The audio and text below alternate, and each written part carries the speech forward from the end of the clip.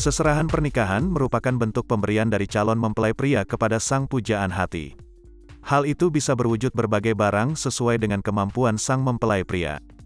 Biasanya, seserahan berupa barang-barang seperti tas, sepatu, hingga perlengkapan makeup. Namun, hal itu berbeda dengan seserahan pengantin yang satu ini. Bak Sultan, dia memberikan seserahan berupa motor hingga mobil mewah. Bahkan, seserahan tersebut terlihat seperti showroom. Video yang memperlihatkan seserahan itu pun viral di media sosial. Video pertama kali diunggah oleh akun TikTok Neverwrong 1234. Dalam video berdurasi pendek tersebut memperlihatkan sejumlah mobil dan motor.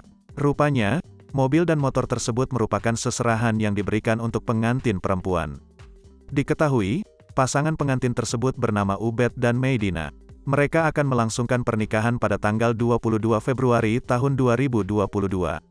Hal itu diketahui dari plat nomor yang dipasang di mobil berwarna merah.